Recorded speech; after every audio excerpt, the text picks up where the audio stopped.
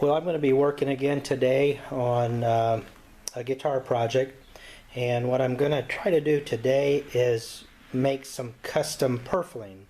Now, purfling is the part of the guitar that is the pinstriping you see here and here. I also have it a black, white, black strip around the edge of this guitar that I built last year. This is the traditional purfling, and it's made of 3 plastic strips that are glued together, and because it's traditional black, white, black, it's something that you can buy at most guitar supply stores.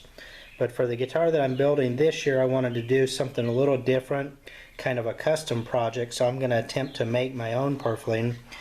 So what I've done is I've got some very thin strips of white or maple wood, and then I have some red strips. This is made from bloodwood, and what I'm going to attempt to do is sandwich those together or laminate them together to make my own purfling that'll be red and white, and then I'll put that on the project or the guitar that I'm building this year. So what I'm going to do is I've got 2 aluminum straight edges, and I do have a piece of aluminum down on the table. I'm using that because the glue should not stick to it.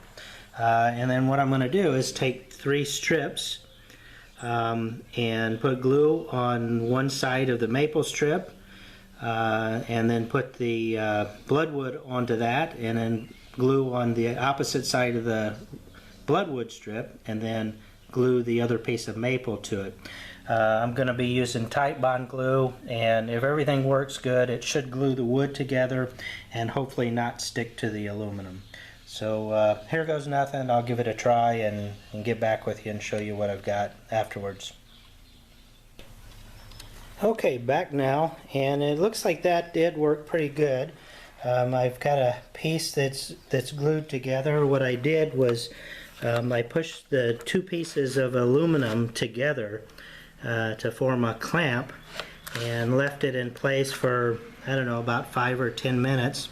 And so you can see I've got my 3 colors of wood sandwiched together, so I think that's going to work pretty good after I sand it down and clean it up some. So it looks like I'm going to be using this process well, a whole bunch more times. So I've got bunch of gluing up to do, so I'm going to go ahead and do that, and then when I get to the point in the build process where I use this, I'll come back and reintroduce the purfling and show you how it's actually applied or pressed into the guitar. Thanks for watching.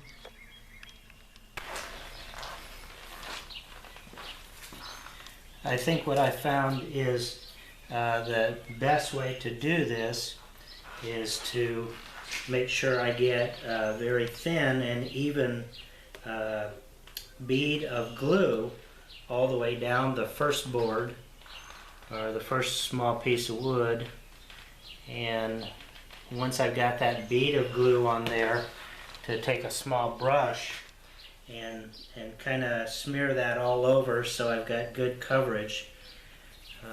I found when I do this it tends to dry a little bit quicker. There's a lot less squeeze out, but I tend to get a better, a tighter fit with the additional wood when I add it onto there. It's just a matter of getting everything lined up, and this does appear to be kind of a messy process. So as I'm doing each individual piece, I'm also having to go back behind myself and clean up the aluminum strips just to get the extra glue that I've smeared all over the place out of there. The first one that I tried, I didn't do that, and so when I did the second one, it really made a big mess with things. But it seems to be working real well this way. It's just the time-consuming task of waiting in between each of these just so that it sets up. I want to make sure that things don't come separated later on when I start gluing them into the guitar. So just taking my time.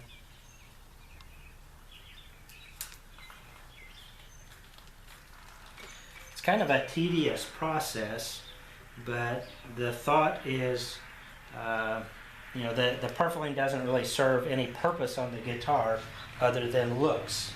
And I think it's just an extra thing that you can do to personalize the guitar and make it yours, make it like no other one out there. So I think it's worth the extra time to get this done. Get it done right, make it look good in the end. So that's the plan anyway. Hopefully it'll look good.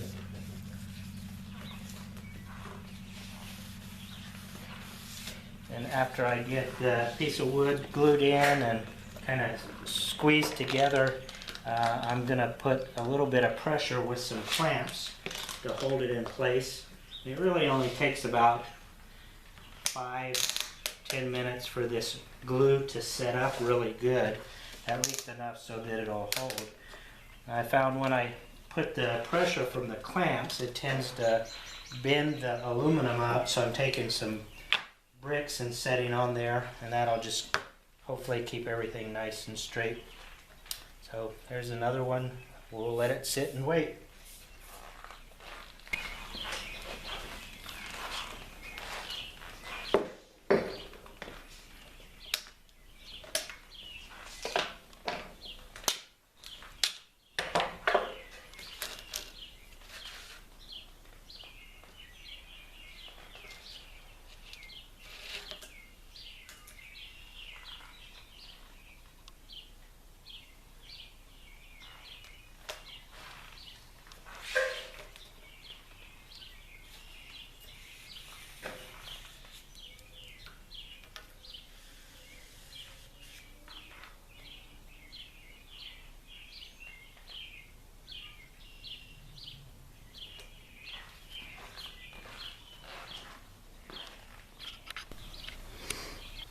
Okay, well, here's the finished product. I got about 8 or 9 of these things glued up, and not sure if you can see that there, but looks like it's going to work out really well.